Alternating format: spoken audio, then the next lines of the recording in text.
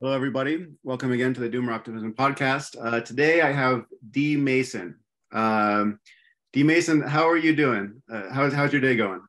I'm living, man. I'm living. I'm still getting over this little bit of a stomach bug. My damn kids, every time they go out in the world, they Yeah. can't keep their booger hooks off nasty shit. So they bring home, something terrible. Yeah. That's why I'm one of the reasons why I'm homeschooling them, but it don't protect me all the time. So it's been a rough last week around this place. Oh man, I'm sorry to hear that. Yeah, I know what you mean. I have two kids. It's been good for a few weeks, but there was a time when basically every week it was a new virus of some kind. Every week. You ain't kidding. That's how it gets. It's ridiculous. It's crazy. I don't remember it being like that whenever I was younger, but maybe I just wasn't paying attention. Right. Well, cool, man. Well, I wanted to have you on. I really enjoy your Twitter account, and I really enjoy your perspective. I think you have a really vital perspective. Do you want to start by just kind of talking a little bit about your background growing up and how that's all kind of led to informed kind of where you are today and how you see the world? Yeah, sure. And I appreciate likewise, my friend, on following your account. I appreciate your perspective very much. So I uh, I was born down in Mobile, Alabama. I lived the first half of my life down there. I guess up until about 10 or 12. Um, and come up in like a really uh, not like all the way evangelical. Um, so they would have not liked to be described as evangelical, but most people nowadays outside of that would see the folks that I was raised by would say, "Oh yeah, they're crazy evangelicals, hardcore Baptist." Um, and I we it was like my family was coming off of a couple generations ago. They had like a little bit of money, enough to live like a decent middle class life. But by the time I come around, um, we were poor. We were really poor. And so, the whole foundation I was raised on, being like hardcore Christian and trying to be trying to act like you got money when you ain't got money. That is really what started me being like, okay, well, none of this shit is working. These people don't have a clue of what's going on. Um, so I gotta figure something else out. Um, and my parents ended up. Uh, my dad wasn't really around for like the first good part of my life. My dad was a crazy one of them white boys that wants to be native. Hmm. Um, he was like a crazy survivalist, uh, anarchist, like just a wild dude in the world. Mhm. Um, but he wasn't around. I didn't really get that much from him from the beginning. But when my parents moved me away from Mobile, I had a stepdad at that time. The only person I was really connected to was my granny, and she was still down in Mobile. Well, they moved me away, and then they lost even more money up here. And I ended up homeless before I finished high school uh, up here. Um, my dad ended up coming Where's back up into the here? picture. Where's up here, if you don't mind? Oh, sorry, my bad. Yeah, Jefferson County, Tennessee, just outside of Knoxville, Okay. adjacent to Sevier County, where Gatlinburg and Dollywood and all that stuff is. And so my dad finally started to come around and show me a different way of doing things. Of course, he still didn't have anything together. He was just um, showing me a different way, being more connected to nature. He spent all his time outside in the woods. He was a drummer in a band, but he side hustles hunting snakes, Hmm. um, and he would sell them to snake handling churches, or places where they, you know, milk the venom to make anti-venom, things like that. So there for a while, you know, I was with him and running around the woods and hunting snakes. And he, of course, had been he had thrown himself into the Cherokee community, and this was in just south of between here and Alabama. So he, you know, he really got me into that kind of stuff. Got me into, you know, just trying to figure out my relationship with nature, or hold more importance on my relationship with nature. And then he was on all kinds of dope. He was, you know, like I said, he had problems, and then he killed himself when I was in high school, and that kind of just like threw me, you know, obviously threw me for a big loop. I was already having problems with my parents. Well, problems got worse. They kicked me out of the house.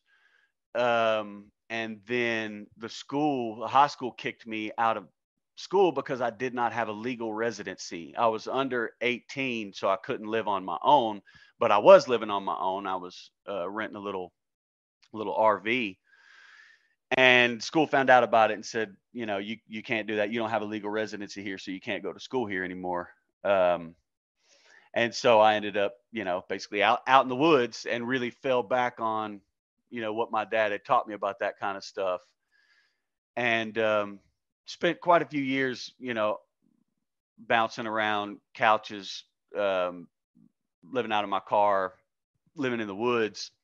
And it really forced me to like embrace that, you know, the living rough, you know, how to deal with mama nature for the things that you need. Because being homeless in the South the city ain't no place to be. You know, it's, you do much better. I don't know if this is still true, of course, with how the police have been cracking down on that kind of thing. But used to be, you know, you do better out in the country. So that's where I spent my time, and that's where I like just really threw myself into, you know, like I said, just figuring out how to get all my food and drugs from Mother Nature. And that's how I lived for a long time. And it was good enough, you know, to get me by. But you know, you start thinking about, well, how to make the world better, and how to build community, and make things easier on myself, and the ideas of having a family and that sort of stuff started coming along. And so I had to figure out how to up my game, and bring other folks in. And that's, you know, really what got me to throw myself into the dirt magic stuff like wholeheartedly, and then try to, you know, share it and build community out of it. Nice. Okay. Yeah, well, do you want to let's talk a little bit about the dirt magic stuff. You know, I that's one of the things I love about your account, is, you know, you show pictures of stuff that if somebody unawares was walking in the woods, they just see, oh, that's some kind of plant or weed, whatever, you know, they wouldn't even pay it any mind. And you go through and just talk about all of the different kind of beneficial properties it has. You know, it's edible, it, you know, can be used for a salve or some kind of medicine. I can imagine that, you know, if growing up with that, you know, learning that kind of knowledge, going through the woods is a completely different experience than somebody who, you know, has no idea. Like, it's just, oh God, it opens up, like you're in a whole different kind of set of dimensions of experience in a way. It really is. And that connection, yeah. You know what I mean? Like, like people talk about that all the time, or even if they don't really know that's what they're feeling when they go out in the woods, they're like, I feel better. I feel connected to something out here. And when you learn these things, you're learning your connections. Like that is mama offering you stuff. She's got all kinds of stuff on display out there. She's been working for billions of years to make cool shit and put it out in the woods. Right. You know, shit that, you know, you will really enjoy, and that you will feel it can have a personal connection, a practical connection to your life. and then how that changes your whole mindset of not only your connection to the woods, but your strength, your feeling as a capable person in the world, which was like, well, I spent a lot of my time just leafing the breeze, a victim of like, whatever people with money wanted, you know what I'm saying, I had to do. Mm. And this is a way to circumvent that and make a relationship with something that is way more powerful and that is and that loves you back, Yeah. and that you can control and that makes you feel powerful as learn how to work with it. It's amazing what it can do to your head. Yeah. Yeah.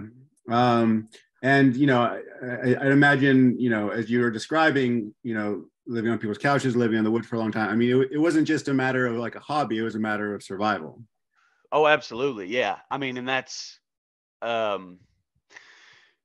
the but again, it took it from like very rough, because there was other folks, I know a lot of other folks that was outdoors but didn't have the skills, or they were spending their time in the city. Mm. You know what I mean? And it's miserable, it's horrible, you know what I mean? It was a way for me to take what would have just been miserable, grimy ass survival and Mm. turn it into something that I felt hopeful with, and something that like other people would be like, oh shit, that's cool as hell. Why don't you teach me that? Or something that made me feel valuable instead of just like somebody who was just being stepped on. You know what I mean? Yeah. Yeah. Do you have you taught like workshops on these things, or? No, I because again, man, they threw me out of high school. I have no education whatsoever. My Right. education comes from the free book bin. We have a big uh, bookseller here called McKay's, and Mhm. they put a bunch of like duplicates and ripped copies and stuff like that in a big bin out in front of their out in Mhm. front of their shop. And I worked at Hooters for many years. I was actually where I met my wife, and when you're young, living out of your car, and you don't have a family, and you're literally just trying to get by and feel as good as you can every once in a while, then working at Hooters was like the perfect gig for me. So Right. Right. uh it was right beside a McKay's Mhm. book place. So every day before going into my shift, I'd go in and grab whatever books they had, and Yeah. then on my coming home, I'd see if they had anything else. And I just collected a bunch of stuff like that. I got a big stack of books, and I just read a lot, and but I don't have anything on paper that would Right. make people interested. I'm just a trailer park kid, but fucking I don't Yeah. have the best. But the thing uh, is, I mean, and let me know if I'm being too forward here, but the kind of knowledge that you have. I mean, I've been around a lot of book learned people before, and most of them are severely ignorant on the kind of knowledge that you have, like just embodied, in your being. And it's up to you whether you'd want to like make money off of that knowledge. But I think that there could be a big demand for people, especially in the next couple of decades, people who realize the importance of learning those kinds of things, and wanting to be with somebody who knows it inside and out. well, I'm I one mean of those people who would be that interested. is Like, one of my plans. That was what yeah. I wanted to do with Dirt Magic, the community, and because I feel like there is and this is something I wanted to talk to you about. Mm.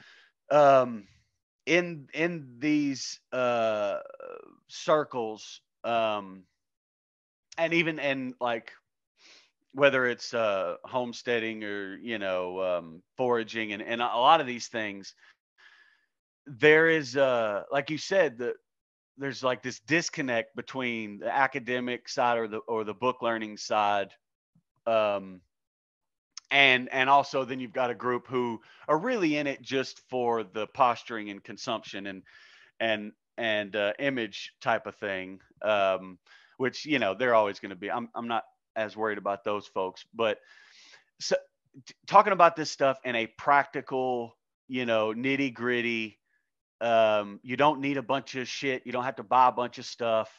You know, something that, I mean, I was using the phrase trailer park permaculture there for a while, because it feels like so much of this kind of stuff is just marketed for and specifically targeted towards your upper middle class folks. Yeah. And my goal, and I thought what my demeanor and my language and my background, you know, being that it's I'm just, you know, a poor trailer park kid, would actually help in me kind of bridge that gap for those folks who, you know, because there are a lot of like circles and pockets within this realm of what we're talking about.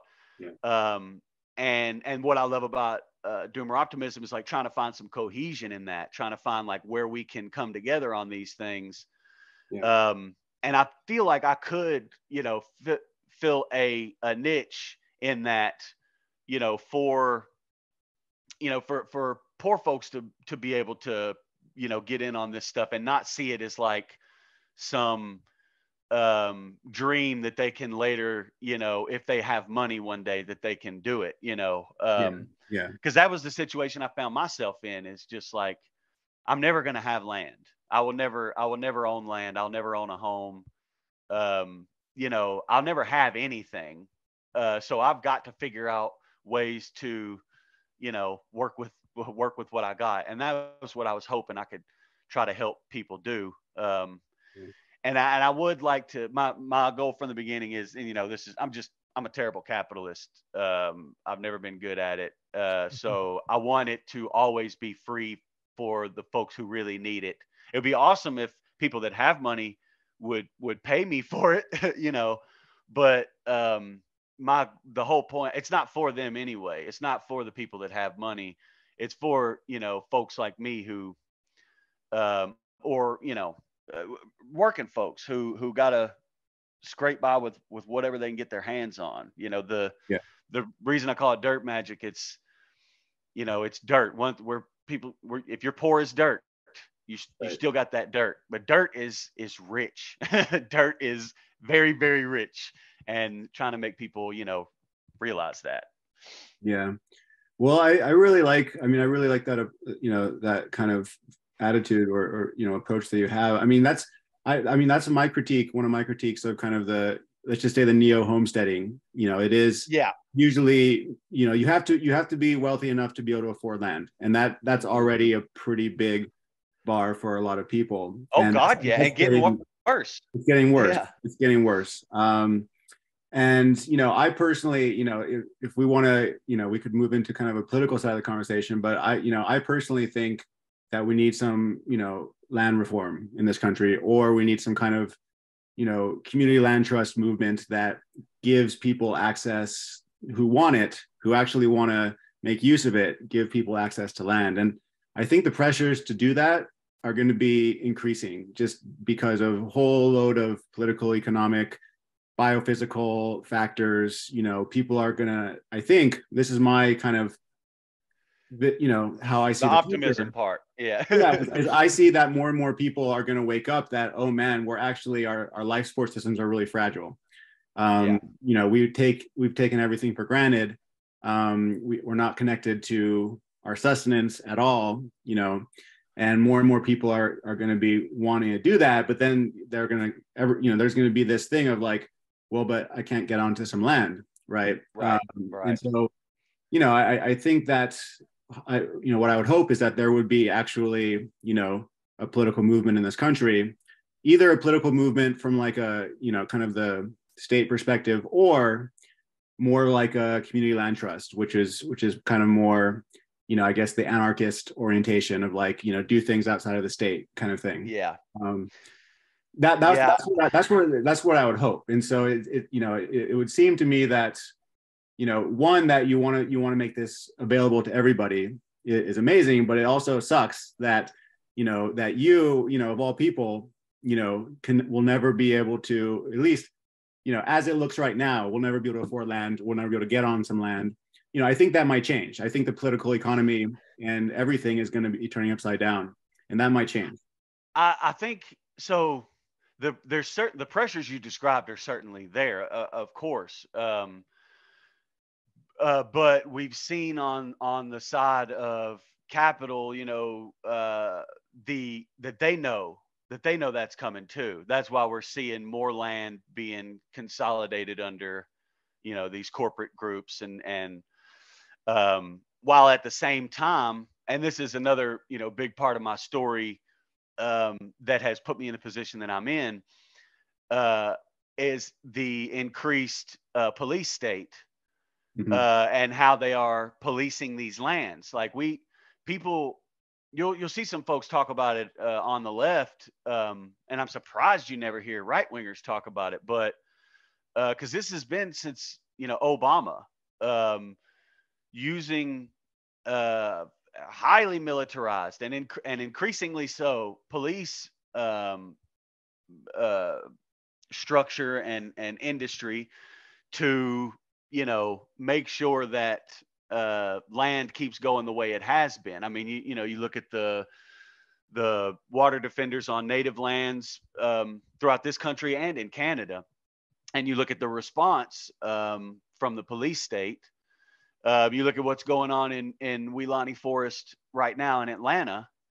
I mean, those people are they're throwing federal charges and RICO charges at those people for providing money to bail funds to protesters. I mean, it's those mechanisms for maintaining that control, particularly with the police. And this is, one of my biggest things that I talk about. I see it as probably, if not the biggest problem in this country, is the power given to the police industry. I mean, it's the reason. So when I was out kind of doing my own thing, one of my best friends from school, he got back from the Army. He had done he's like, the only chance I got in this world is give them my life for a little while. I'll do their paperwork. I'll do their bullshit. I'll stay with them for a while. And when I get out, they'll have to set me right. And so he did it. And he came out with a whole lot of knowledge about growing weed and mushrooms. And so we set up basically like a little community where we were trading for everything. We were growing weed and growing mushrooms, and trading for everything we needed. We had a girl that worked at JCPenney who would give us our clothes. We'd trade weed or mushrooms for it. We had our spot down at the local bar where they put on shows. We traded everything for. We didn't hardly ever had to see cash. And that was one of the few times, where I actually felt good about what I was doing in the community that I had, helping a lot of our buddies that came back from the war, really messed up in the head, doing mushroom treatments with them, watching them completely turn around. It was one of the few times where I felt like, oh, life is going good. I'm where I'm supposed to be. I'm building community. I'm doing things right. And then one day, police come in, rob us at gunpoint, take everything, and throw us in jail and slap federal charges on us for we had 50 plants, but most of them were babies. They were little clones. It was all in one room, and it's not like we had a big huge operation. And we had like 10 jars of mushrooms growing, and they threw everything at us. Was trying to send us away for 15 years. If my buddy didn't have his background in the military, it might have went that way. But again, police, and this isn't like some one-off story. I'm not like some unlucky bastard that this happened to. There are millions of people whose entire life from here on out is forever, you know, I mean, it's for lack of a better word, fucked in one way or another, because of the police state and how, I mean, sure, you say I shouldn't have been growing weed, mushrooms, fine, yeah. If I'd have gotten in trouble for a little while, that'd have been one thing. But no, for the rest of my life, I can't ever rent a decent house. I can't ever get a decent job. You know, I guess my point is there has to be reform in those areas too, or whatever we do with land or whatever. They're always going to use, you know, things like the incarceration system, and things like that to keep a significant chunk of the population, and the population that would benefit the most from, you know, stability and having some land and being able to do something like that. Yeah. So I'm not quite as optimistic because of my experience with the police state, and because at every turn I see they're only getting more control, and even the people that are supposed to be standing up against them are, you know, just on their knees, you know, for them. It's very, very, very, very frustrating. Yeah, I imagine it's also really frustrating that in many states around the country now, you know, not only is weed become legal and even mushrooms in a couple states now becoming legal, but they're promoted by well-respected scientists as a way, you know, form of kind of psychotherapy, healing PTSD. And so people, like, a lot of people are coming around that actually in the right context, used in the right context, these could be medicines. But, you know, you were doing that at the wrong place at the wrong time.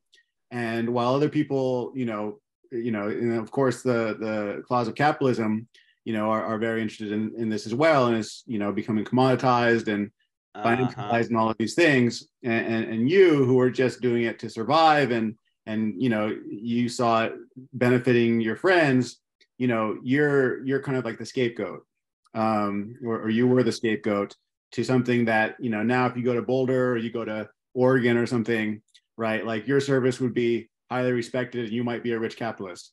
Oh, buddy, it's so even back then they knew it. This was almost 10 years ago now. So when they had us all outside and they were ransacking the house, they kept coming back out and asking us, where's the money? Where's the money? Where's the guns? Where's the money? Because, I mean, the only reason we got raided in the first place because we lived in the hood. We lived in a part of Knox. Most of our neighbors were black. You know, we had a great relationship with the community there.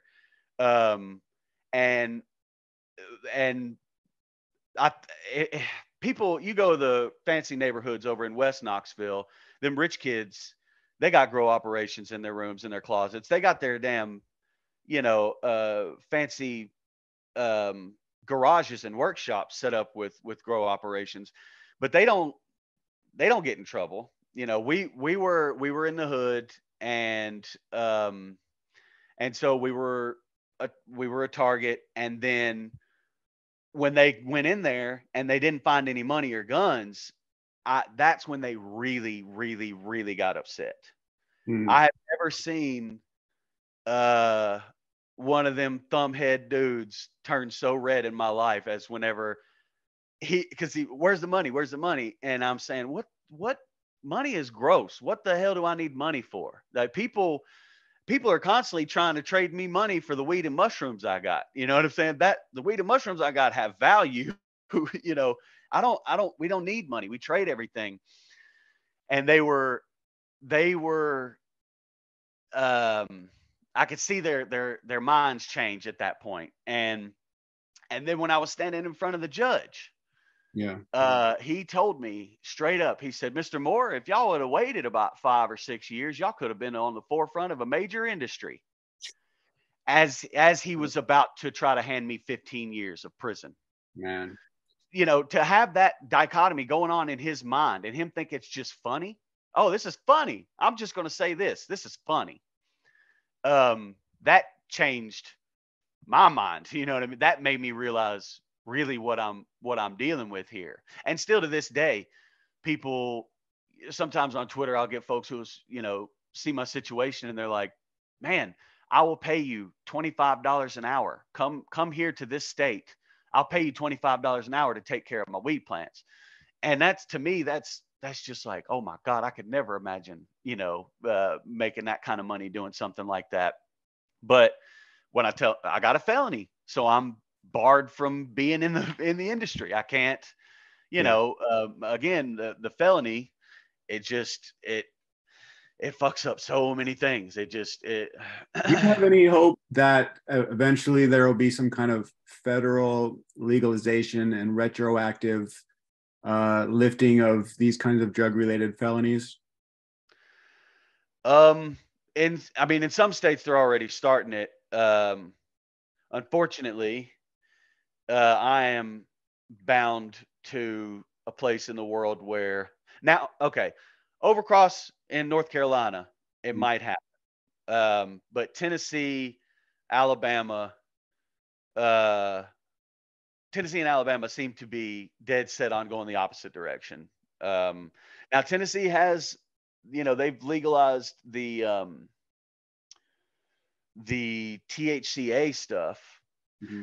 And a matter of fact, the former DA here in Sevier County, who spent his career locking dudes like me up, now is setting up to build a bunch of those THCA dispensaries. Their little investment group, they own the moonshine things and all of the little THC dispensaries that are popping up here in Gatlinburg, because capital is realizing that there is money to be made, and that particularly around here, we are like, the Smoky Mountains are like a perfect place for cannabis growing and for for all that kind of stuff. So it's almost like the threat wasn't so much the substance, it was the fact that you weren't doing it as part of a capitalist system.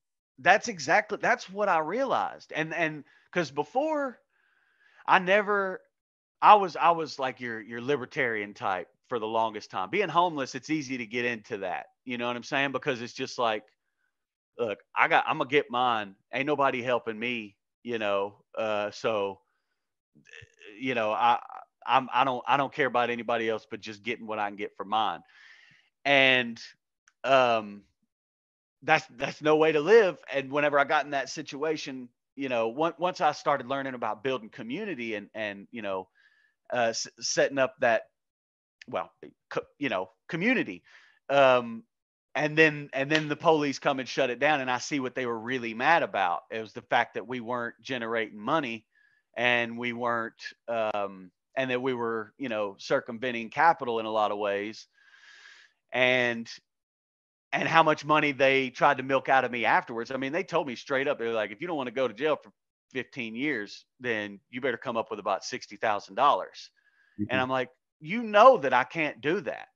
What are you telling me to do? There's only one way that I could possibly do that.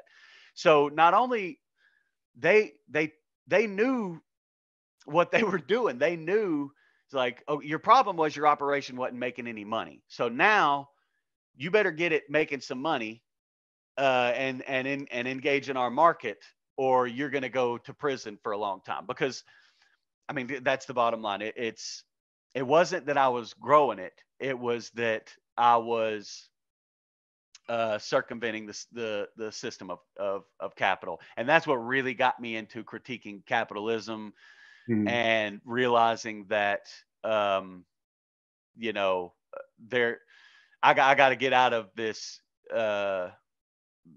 this system one way or another, and figure out how to properly analyze it, instead of just being a cog in the wheel all the time. Yeah. So how would you describe your politics now? You said you were kind of a libertarian. My guess would be kind of anarchic, kind of like a social anarchist. Yeah, I would say anarcho-communist is how, because like the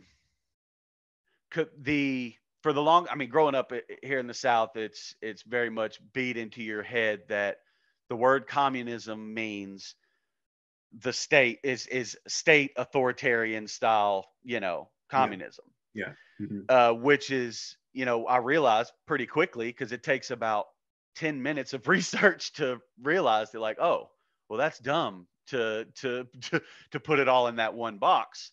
Mhm. The majority of, pseudo communist or communist style societies and living situations have not been that for most of history. And Yeah. in fact, I started looking into how Cherokee ran things before white folks came along. I started looking into, you know, so I'm tending, because these terms now, most of the people using the word Marxism or communism, it's just a cuss word to them. They have no idea what it means whatsoever. So I try to stay away from that kind of stuff a lot. But if I'm forced to say, then I would probably, I'd probably say like an anarcho-communism type of thing, like a small scale, Yeah. community based. I really like, the way y'all talk about things like watershed based, Yeah. environmentally bioregion based. These things are so fucking cool. That's why I love the stuff y'all talk about. But Nice. yeah, it's definitely not. It's my politics these days are. Um, it's definitely it's difficult to pin down because of how these terms have. There's a lot of people that would say I'm a progressive, but I don't use that word anymore because now that means, to a lot of people, that means Joe Biden, and it's, Right. to me, Joe Biden is conservative. Joe Biden is a right winger. You know what I mean? Like, as far as I'm concerned. So it gets difficult, and pinning these things down. Yeah, for sure. Yeah, I mean, I think the focus on scale, like whenever I hear any political term, my first question always is at what scale, right? Right. When people say communism, it's like, hey, what kind of you mean Leninism? You mean Maoism? Yeah, that shit sucks. But Right. you're talking about like, many of the anarchists that the Leninists killed, right, in the 20th century. Mm-hmm. Mm-hmm. From communities, if you're talking about indigenous communities, even if you're talking about, the tradition in Appalachia of, kind of like, you had the Cherokee and then you had the Scots Irish, for the most part, basically forging out little villages, living off Mm-hmm. the land for the most part. And that was also, I don't think they'd call themselves anarchists or communists, but, it was at a human scale where people knew each other. It wasn't capitalistic in the sense that, everything is treated as a commodity, et cetera, et Right. cetera. And so, in many ways, I think that the first axis of like a political axis is like at what scale, right? That's kind of why I call Yeah. myself a localist. And then I'll clarify and be like, okay, but I'm not a blood and soil localist, right? I'm not, Right. because there's that kind of localism, but then there's also kind of a more, I like the term cosmo-localism, where it's like, no, actually, I look to like the Zapatistas, right? I look to Rojava. I look to, Yeah. communities around the world that I can find in my community solidarity with, right? Where we can all Exactly. support each other. Yeah, cosmo-localist. I think that's another one of those good. And I didn't, before I started listening to y'all, like, I didn't. You don't get these kinds of conversations because of the tribalism and polarization. And a lot of that is, like you're saying, because people are speaking at different scales, or, they've got all these, sort of like dogmatic things that have been set in their head about the way things are. And so these conversations just don't happen as much. And I'm in a place, where there's a lot of clash of this, because, I mean, folks think, Southern Appalachia, they think, people outside of it genuinely think, oh, it's, a bunch of rednecks. And we do have that, but I mean, remember, this is also the site of, this is where the only labor movement that, went to war with with the United States government and capital, came out of here. And there has always been, like you said, from going back all the way back, there has always been, this kind of these kind of attitudes here in this area. And so like, and also the fact that a lot of people here, well, I guess most people everywhere nowadays, consider themselves apolitical, or they don't vote at all because they're completely disillusioned or disenfranchised, or just you see a lot of that around here now. I'll admit a lot of that is changing now in particularly the last 5 to 8 years, more so since COVID, because we're getting an influx of rich folks from other places, Yeah. buying the mountains up and wanting to play, salt of the earth in a cheap place. So, but still, there's a lot of that dynamic, a lot of those conversations happening in like a real setting around here. I know a lot of people live off in the mountains. You couldn't really pin down, and I have a lot of conversations with them.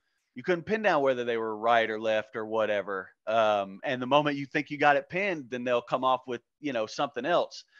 So these kinds of conversations, where it's just like a hotbed for them. And like you were saying before, we're at a point now where we desperately need to have them, and we need to find cohesion where we can, you know what I mean, in these things, and find these kinds of common goals. But it's just tricky. Hard. It's hard. I mean, so a local sensibility is a good place to start, but you'll find, and we find this tension a lot in Doomer Optimism, because you have people in kind of this greater sphere that are definitely very left, and some that are like pretty conservative, or you could even say reactionary. And you still have, even with a kind of a agreement about human scale, self-determination, community sovereignty, even with agreement on that, you still have bitter fighting over other cultural issues. Yeah. And that's another aspect of this that I think is very important to talk about, because it is on purpose. It is what you see. Like, that's another reason. One of the biggest reasons I have a hard time talking with a lot of right wingers is they are obsessed with gay folk and trans folk, just completely obsessed. And, like, you'd be having a good conversation. I know gay folk and trans folk who they don't ever talk about it. You know what I'm saying? Like, they, if especially around here, because a lot, the conversations can get uncomfortable for them in a lot of settings. But these culture war issues, these like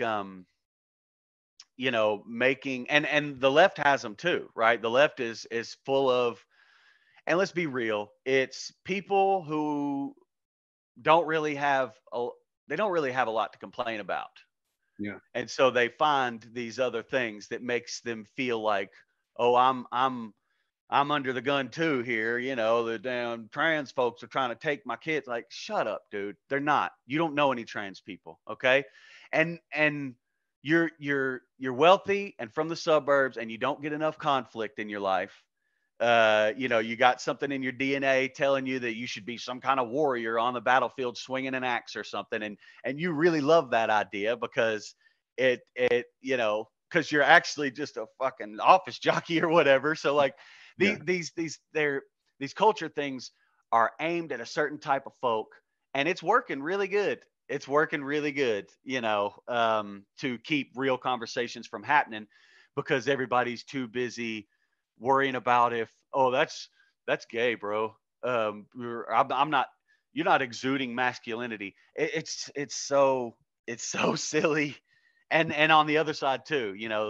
On the left, it's just like, oh well, that's too much toxic masculinity, and but this and that. It's like, God damn it, stop with this culture garbage that you're fed. You don't have any real problems. I've spent a good part of my life not knowing where my next meal is going to come from. I got real problems. I don't have time to sit here and, talk to you about problem with ain't enough masculinity and all these gay folks on TV now. Like I ain't got time to talk about that. I got real problems, man. You know, for sure. Well, I mean, the internet has definitely inflamed, this kind of faux culture war, I think. What you describe of like the suburban kind of reactionary, like there's this whole, so I call them the dissident right. I didn't term that. I think they term and it's pretty hilarious. It's a good one. Yeah. That's it. And it's, you're an office worker who's looking for some spice in your life, and you can say anything online, and you're probably anonymous account, and there's just no accountability. And so the real work has to happen again at a local level, right? So then the question is, well, do I know categories of people, or do I know real people in all their complexity, right? And I think real people in all your in all their complexity, then it doesn't, at least to me, this is my view, it shouldn't matter, whether, however they identify, or anything like that. Like they're a real person and they have real reasons for being who they are, and part of their how they kind of determine their identity. Like it's just not as big of a deal at a local level where people actually know each other, right? As opposed to some character online that you instantly categorize and make assumptions about. And that's also why I think this kind of thinking about in terms of human scale is so important, is that you're a lot more tolerant of people, I think, if you don't have these kind of preset prejudices. You're a lot more tolerant of people if you know them. Absolutely. Yeah. Absolutely. And a lot of that too is like, and let's be real, a lot of it is when it's, so in conversations, I have conversations in real life with like hardcore right wingers that have, I know they have some horrible, horrible beliefs, and they know how I feel about those beliefs. But when real conversations are happening, a lot of the bullshit that you get, in these other settings doesn't come up because, I mean, first of all, people get real brave. They talk real big, online, and in real life, I'm 220 pounds, 6'2". I've been in more fights than I could ever remember. So there ain't none of that silly shit. When we're standing face to face, you're going to talk to me like I'm a man. I promise you are, because it's going to, the dynamic will change really fast if you don't. But online, it's just, and in these, and in the media in general, in social networks and in the media in general, you're able to just be, super inflammatory or denigrating without any repercussions or consequences that you would get in real life. I think that's the crux of the problem with social media right there. Yeah. It's just, and it's so obvious. That's one of the things that I don't get with all, and especially lately, like the posturing, the tough guy posturing of like or just being a prick, like just any kind of etiquette of showing respect to another human. It just it goes right out the window, and you always know that somebody doing that and somebody acting like that, how soft they are. Like if somebody like me that's this, I surround myself with real motherfuckers. I've been locked up. I can tell by the way you talk whether you are, whether you're real about your shit or not, and all that posture. And I don't understand how these guys don't see that. Like, you might as well just be announcing to the world that you have a baby wang. Like, like it just. It's crazy, and it just keeps getting more and more inflated. That's one of my biggest problems with social media these days, is because I talk to real people, and even when I'm on social media, I talk like I would be talking to you, face to face.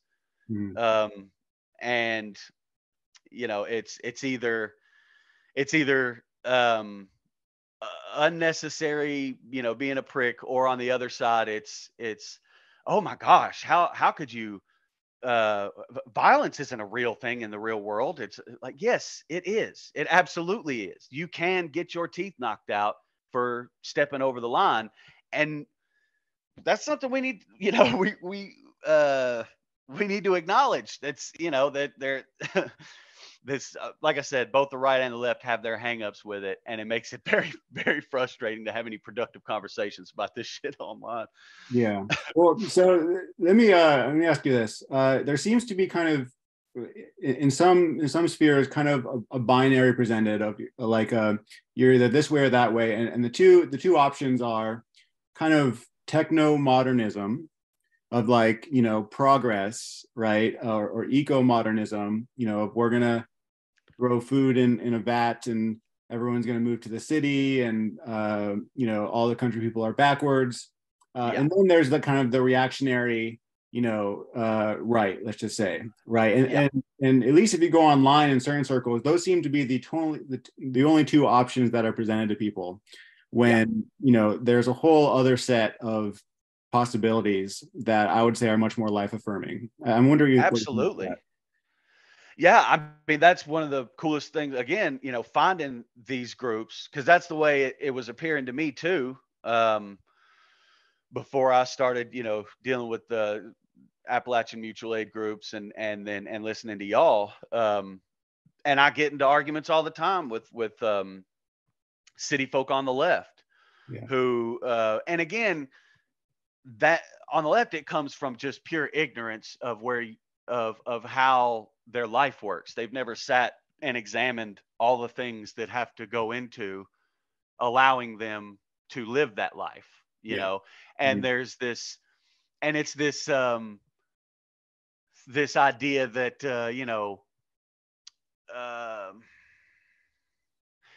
it's supposed to be this way. And without any, the problem that I have in those conversations with folks on the left, and we always get to, and they never have an answer for, is your entire city, your entire food system, your electronics, all that stuff is built off slave labor. Yeah. How are you going to have all that stuff without the slave labor? And there's never, there's never, they never can answer that. They never get to that point. So, that's why those types, we'll all live in the city and we'll have robots tend big farms, monoculture farms out in the country. That's essentially what they think is going to happen. And I'm like, bro, you see Blade Runner like that? That's not cool. That's not cool. It's not. And if you would just, if you didn't think outside was gross, if you didn't think bugs were gross and dirt is gross, you could get out there and learn about where your fucking food comes from and stop taking it for granted, So yeah, it's very frustrating, but thankfully, and again, you find a lot of these communities that are outside of that stuff, they will be pretty insulated. And I understand why, you don't want to get infiltrated by all that stuff. But for instance, my buddy that runs a food forest over here in Cosby, I could not, he was born in Russia. He's a Russian dude, but he can speak Russian, but he's lived his whole life over here. He's a white boy with dreads, lived for a long time in Brazil as like a surfer dude. He's kind of got some like RFK Jr. beliefs, but he's also like a localist type communist, and like it's all over the place with him. But and he's got his own little community of people that are just trying to figure it out, and they don't want any part of the two sides that you described. So yeah, I mean that, and again, it should be noted that the two sides that you described, their end game still benefits, capital, the top of capital. Either scenario would work for the powers that run things, and that I think if we just examine that, maybe then maybe we can realize, hey, neither one of those ways are going to benefit the regular folk, Right. so maybe we need to find something else.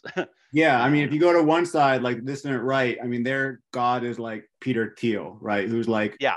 the biggest capitalist. He's the kind of libertarian that wants to create neo-feudalism, right? That'll Yeah. take Yeah. that's where he would evolve. And then on the left, or I won't even say the left. He used to be on the left.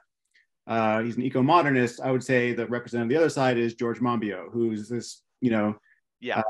guy who's talking about a farm-free future, right? Yeah. And eco-modernism, and it's in the name of rewilding the earth, but he wants to do that by separating people out from nature, like completely isolating them in the city. And so many wrong, and so like if these are your two gods that are fighting it out, and both of them, like you said, are in league with capital, right? Monbiot is hyping all of these companies that are basically, corporations that would take over the food supply. There's a reason why Vandana Shiva, who's, one of our heroes in Doomer Optimism, is like, calling him out on this. And then of course, Peter Thiel, it's the same thing. You're right. It is kind of like the horseshoe theory, but for capital. Right. At the end of the day, it's always going to come back to that, and that's by design. I mean, that's again, the force, the force that we have to reckon with. And it's the elephant in the room, and that is, the very top of capital's control over, everything, from the conversations we have about it.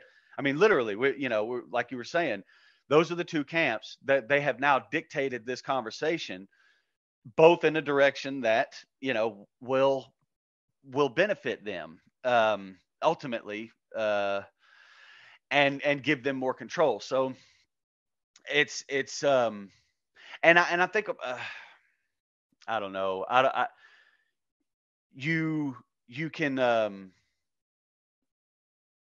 the powers that have now been set up to make sure that those conversations go in just those two directions. A great example is my best friend I told you about, my partner in crime, my brother. His name's Savage, the one I got arrested with. He went through the court stuff and stayed out of prison, and he took his army money. They paid for him to go to school, and that's what he's been doing ever since. He's like, that's what I did it for. I'm going to get as an expensive education as I can get, and it's all going to be about plant science.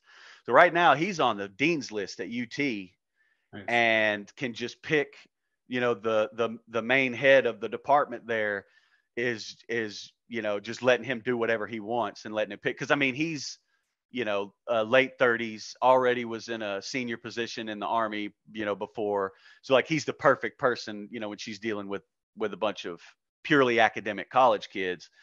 So he's gotten a lot of he's really helped me evolve these ideas, because he's seeing from a real connection between where the money comes from to study these things, what questions are being asked. Like right now, he gets to choose what he wants to do, and the choices are a bunch of questions that a bunch of corporations have asked, and he gets to pick one of those questions and then answer it. Right. And all of those questions are geared towards one of the two, pathways we talked about before, right? So, but his mind is, so one of the things they are studying how to grow plants in space, inside, in capsules, so they can grow food on Mars or whatever, playing with light cycles to up nutrients and things like that. And that was the thing that she suggested to him. And obviously it's like, holy shit, I went from going to jail, for growing weed and having nothing. I mean, we had nothing, to now, he's helping geniuses work on how to grow plants in space. But he wants to take and where we take the progress we have made in technology. And he's doing an experiment in his room. He's like, I can take from using the power consumption that normally people use to, power their devices and their bullshit. how much food can I produce? How much space do I need? He's working out these equations for regular people. And his idea is like taking a Connex, like the moving pods, something that is the size of a moving pod that could come and be parked in your yard, and a self-contained system that can constantly be producing food using no more power than what somebody's like workshop or whatever would be using, or shed where they do their little piddle projects. Mm. And he's got a really cool view on the cool things that technology has done now, and that has allowed us to be able to do, and balancing that with where the corporate powers are wanting to take that technology, and what they want to do with it, as opposed to somebody like him coming from our background, what he wants to do with it. And there is so much to be talked about there. There's so much to be worked out, and not only on an economic level, on a technological level, but also on the scientific level of knowing the plants. I mean, he was talking about there's entire disciplines within that plant science, talking about nematodes, or like there's like 2 dudes who know about nematodes, like in the country, bro. Like there's so much shit to learn about, and so much more to learn about it. But I mean, you can't make no money learning about nematodes. You know what I'm saying? The best minds are going into fucking Wall Street speculation and stuff like that. So again, like, we're dealing with the capital's influence at every stage of figuring this shit out is like, okay, cool. The money helped us learn these technologies and develop these technologies, but this pursuit of just pure greed and how do we make more money and damn everything else out of it is bastardizing the conversations and bastardizing the science and the pursuit of knowledge in these areas. It's detrimental to the process. Well, I mean, my doomer optimist view is that the biophysical constraints of the planet aren't going to allow this kind of activity much longer. Of course, it doesn't mean that it's going to play out well for anybody. Right. But so it's interesting that you mentioned like the indoor kind of like pods where you kind of can grow some food. I mean, so just recently there's been articles about the kind of food tower industry and how a lot of them are going bankrupt because they didn't account for energy costs. And that's kind of like a high capital corporate, a lot of money, so-called smart money, tech money was going into this place. And I'm like, good. I don't want those things to succeed. What I do want to see succeed is what you're describing of the technology that people need at an individual, family, community, let's say regional level, to be able to empower themselves, right? So individuals and communities figuring out ways to, if they don't have any land, growing things in parking lots or wherever, with very little energy, that's really cool. And I'd hope that people like him, maybe they have to jump through the hoops in order to get a paycheck, but at the same time, their knowledge is leaking out into the people who can actually really benefit and be empowered from it. And it's practical, right? Like, Savage didn't get a bunch of investors throwing money at him, and right now he's doing that project on his own, in his own time, in his room. All the questions that that they're wanting to work on at UT are all big, huge, things like the food towers. And that's such a perfect example of what I'm talking about, of the difference between somebody who is practically minded, community minded. What are the problems we have? Getting people food, having people control their own food production, as opposed to, the problem that the only problem a capitalist is ever going to have is not enough money. That's their only problem. That's their only goal. That's the only thing they're ever looking at is this making money? And, that's such a perfect example. It's like, take the cool ideas and the technology that we have now to be able to make something like a food tower like that in the city or whatever.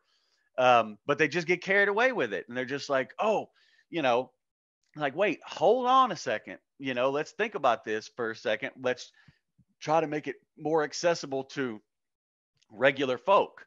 And again, there's a lot of working out to be had in that dynamic. There's a lot of stuff to be talked about, and hopefully people like Savage. Of course, Savage, unfortunately, he's like me. He doesn't care about money. He's never going to be one to try to chase, that level of capital. So, which again means that in this system that we have, he will always be playing catch up, or at least at that scale, he'll always be playing catch up. But he can always still be building the real shit, which is the local shit, like the things that me and him are actually doing. Me and him are building community. We are growing food. We are teaching people. So, that's where I like to focus too. I hope that those kinds of things can make this, transition that you were talking about, because the constraints on the planet only let us go so long, and it's going to be bad, I'm afraid. But hopefully these kinds of real localist, and mutual aid and just knowledge circles, community circles, can hopefully ease some of that, when it does happen. I don't know. I mean, the way you just said that is basically, I don't think I could say it better myself for my own, to represent my own view. So I totally agree. Well, let me ask you this. What, so you said you follow a bit of the doomer optimism stuff. What do you see as like missing, or like if you had any critiques of, like kind of what we're doing, or voices that you think need to be on or heard or represented, on the Doomer Optimism podcast? I mean, your friend Savage seems like a great person to have on. If you wanted to like co-host that or something, that would be pretty cool. But, oh man, Savage is one of the most brilliant people walking the face of this earth. I wouldn't be alive if it wasn't for him. I could. You would definitely enjoy talking to, because I mean he understands things. He does have the college degree, and he's also understanding the like hardcore science behind a lot of this plant stuff, and like the real practical problems we have with the food industry. I don't know many people that know more about it than him. So yeah, I'll definitely talk to him about it. Yeah, man. I think it would be fun, just from what you said about him. If you wanted to co-host with me and co-host him, I think that would be okay. I think that would be a great episode if you were interested. Oh yeah. So it's funny because I had never mentioned Doomer Optimism podcast to him, and in one of our conversations, he just he does this all the time. Like I said, he's friggin' brilliant, but he just goes, we were talking about, this kind of stuff we were talking about. He said, organarchy was the word that he used. Nice. And I was like, that's funny. I've been listening to this podcast lately called Doomer Optimism. And he was like, whoa, I like those two words together. He's like, I like that. I like that a lot. So like instantly, without me ever telling him about your podcast, he's already, thinking in those terms. And as soon as I mentioned the name of it, he was like, whoa, cool. Yeah, that sounds like something I could definitely get in on. But he's also one of those weird dudes that doesn't do any social media whatsoever. None. Yeah. So the people who make that decision, I think, are really smart. You lose some affordances of, like I couldn't do this podcast without social media. but it does protect you from a lot of bullshit as well. Right. Yeah. Hey, that's what he said. He's like, I'm glad you did the Twitter thing because I would never do it. And it will definitely help with our community building, doing that. And that's the only one I've done. I never had a Facebook, never had anything else. I've only ever had Twitter. And it's tough sometimes to stay with that. But yeah, as far as like the conversations y'all are having and whatnot, like I honestly, I think there's nobody else doing it better, even in the uncomfortable times, like, and one of the biggest problems that I have on the left with these kinds of things is they will not, it's a lot of just, building straw men, and never really engaging with people who truly, the most you'll see is leftists arguing with liberals. And of course, to them, that is, leftists arguing with conservatives, because conservatives or liberals are conservatives in according to right. Liberals are conservatives and conservatives are fascists. Right. But they never really will get into it with anyone beyond liberals, like in a real way, unless it's just snarky battling and that kind of shit. So I love the way, the way y'all do it is it's truly a blend of people who are genuinely, for the most part, I will say that, like, yeah, of course, any space like that is going to have a bunch of the folks like we were talking about before who are just here to talk shit, ultimately, and talk about what is and isn't gay or or whatever. Like, okay, I get that. Yeah, they're having fun. And again, these are people that don't really have a whole lot of problems anyway, so whatever. And that's always going to be there. So yeah, like the way y'all are going about it and truly having, like, digging in and leaning into it when it's uncomfortable, and genuinely trying to not straw man people, like actually let people, because I mean, a lot of the times you don't have to straw man a lot of these right wing, folks. They'll come out and tell you, you know what I mean? Like they'll come out, and if you let them talk long enough, then you can let them say the thing that you disagree with and then truly attack it on its merits, instead of just being like, oh, you're a Nazi and now I'm just going to be shitty in everything I say to you.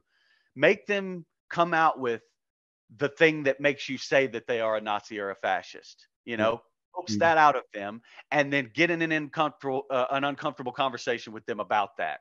And like, I think that's what needs to be done. I really do. And the way y'all are going about it is clutch. I mean, I honestly wish we could find more folk on the left who are not so caught up in the culture war stuff. Yeah, I'll say that, because that's a problem they already have on the right, and I don't want us to have that problem on the left. Right. And to be clear, I'm not, when I say culture war stuff, that to a right winger, that means I don't want to have to see gay people. I don't want to have to ever know that trans people exist. That's not what I'm talking about. You know what I'm saying? Like, I'm talking about on the left where they are so busy critiquing and getting in the weeds on the ephemeral bullshit that like is in media and culture. And like, I watch a bunch of leftists who are like, I've seen them talk about serious shit, talking about the gender dynamics in the new Spider-Man movie or whatever. Mm-hmm. And I'm just like, come on, y'all, man. First of all, that new Spider-Man movie is propaganda. If you're a leftist, you shouldn't be watching that shit in the first fucking place. Like if like what this is not a productive conversation to be having. And a lot of it is on the left. It's foo-foo city folk who don't have any problems, really. They're a lot of them, let's be real, they're trust fund kids or rich kids. We do have that problem with city folk on the left. And unfortunately, that's what the right now wants to paint all leftists as. Right. But Right. I don't know any rich people. And most of the people I know would be considered leftists by, the right standard. So, it's a false, again, it's straw man bullshit on all sides. In fact, most rich people I know are either liberal or super conservative, which means to me they are conservatives, Right. So Right. like it's just because of all this, because of the way these conversations go down, all the tribalism and all the social media and media bullshit, specifically, pushing people into these groups. Um, it's very difficult. So the way y'all are going about it, that I feel like we have to lean into that even more, and we need to get more people on both sides willing to participate in it in good faith. And y'all have already started to, I think, build a group of folks that are trying to do that. Yeah. Well, I appreciate that. I mean, that is what we're trying to do. We're trying to cut through the bullshit, especially I would say the faux culture war that, that comes from the internet and the media, and really dig down into, where can we connect? What are our real differences? Let's work those out. Hey, we might not like each other, right? We might not ever want to live in the same village together. That's fine. You don't have to like everybody, or like everybody's, have every single one of their views conform to, a certain test of, is this a good person or not?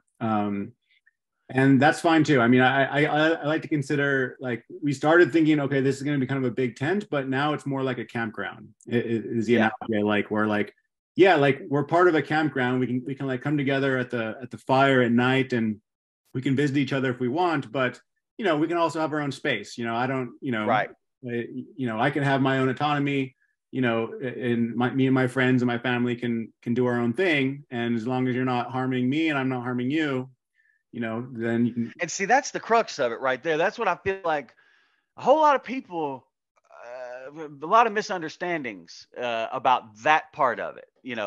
As long as it doesn't harm me or you, like how we keep that autonomy without harming. And because to a bunch of right-wing folks, just, knowing that a trans person exists or a gay person exists, that is now to them a harm. You know what I'm saying?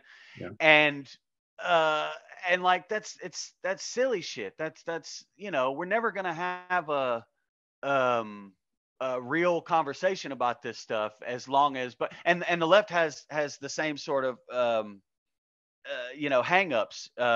Like they'll see, I get people all the time, I'm pro-gun, I have kids, I believe in homeschooling those kids. I don't want my kids in public school. Now, it's because I don't want them brainwashed with that capitalism shit. But most people, a lot of people on the left look at me and like, oh, you're a white right winger, redneck. You want to live out in the country. You like guns and all that kind of stuff. And so like, it's just it's just so stupid. It's so unproductive. It's so ugly. How when people will perceive that they have been harmed by something. Like I live in a place where it is very real. I just had to go a couple of weeks ago. My next door neighbor's black, and he's married to a white woman. They just had a baby. A street over, it's rebel flags flying type fools. Well, they come over in the middle of the night the other day, banging on the door. My neighbor, he was at work, and they come banging on the door, harassing, talking shit to his wife, because she's a white woman with a black dude. And I had to go over there and threaten to shoot them and to get them to leave.